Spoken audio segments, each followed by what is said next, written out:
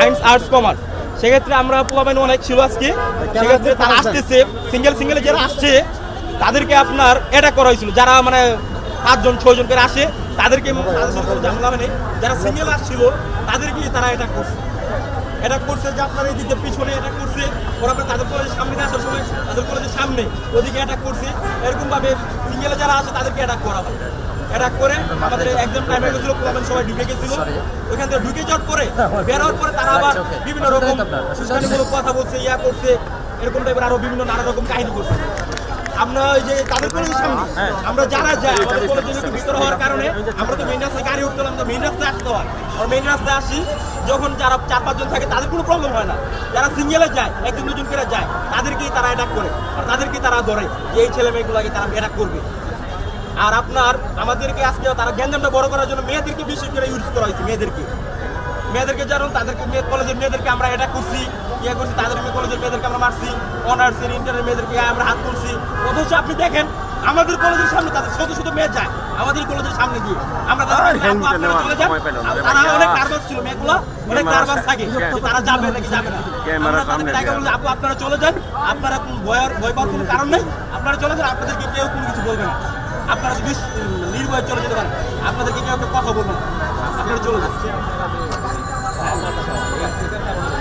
এটার কারণটা হচ্ছে যে বললাম যে আপনার তারা মানে এক্সাম শেষ হওয়ার আগে আমাদেরকে তারা গ্রুপে বিভিন্ন আপনার উস্কানিমূলক পোস্ট তাদের প্রত্যেকটা গ্রুপে ঢুকানো দেখতে পাবেন মানে গ্যাঞ্জামটা বড় করানোর জন্য বিভিন্ন উস্কানিমূলক পোস্ট দেওয়া হয়েছে। আপনি আমাদের গ্রুপে যদি চেক করে দেখেন তাহলে দেখতে পারবেন আপনার আমরা প্রত্যেকটা গ্রুপে সঠিক যে তথ্যটা ওই তথ্যটা আমরা দেওয়া হয়েছে আমাদের অ্যাডমিন দিয়ে। এবং কেউ যদি ভুয়া কোনো পোস্ট করে এই পোস্টটা জন্য ডিলিট করে দেওয়া হয়, এই পোস্টটা যখন গ্রুপের মধ্যে না আসে যদি তারা পোস্ট করে থাকে এই পোস্টে অ্যাপ্রুভ করবেন না আপনি। হ্যাঁ তারা প্রত্যেকটা দিন আমরা কলেজে আসার সময় আজকে আপনার তারা যে পিছন দিয়ে আপনারা যে আসার সময় অ্যাটাক করে তারা বিভিন্ন জায়গায় দাঁড়ায় থাকে। হ্যাঁ আজকে করছে, হ্যাঁ আজকে 2 জন আহত হয়েছে এক কলেজে আসার আগে, ছেলে 2 জন ছেলে।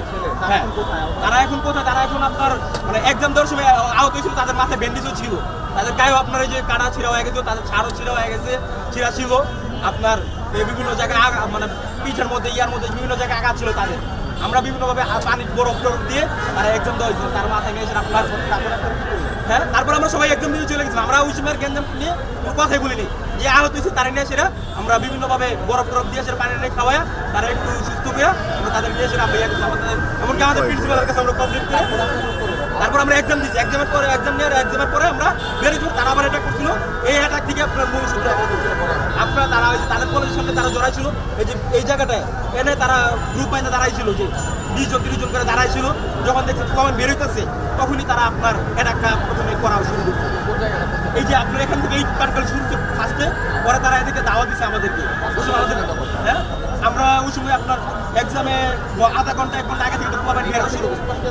হ্যাঁ এখান থেকে হ্যাঁ আমাদের ভিতরে ইটপার্কেল ছুটছে যে এখান থেকে এই মোচর থেকে তারা এই লাইন থেকে ওই আমাদের ভিতরে ইটপার্কেল ছুটছে তাদের কলেজের পোলাপান আমাদের উপরে ইটপার্কেল ছুটার কারণে ওরা আমাদের পোলাপান কিছুটা একটু দাওয়া দিচ্ছে। সেক্ষেত্রে আমরা আর বেশি বাড়াবাড়ি করে না, কারণ ওই সময় আমাদের সব এক্সাম শেষ হয় নাই। এক্সাম শেষ হওয়ার কারণে না হওয়ার কারণে তারা এতটা বেশি বাড়াবাড়ি করে নাই।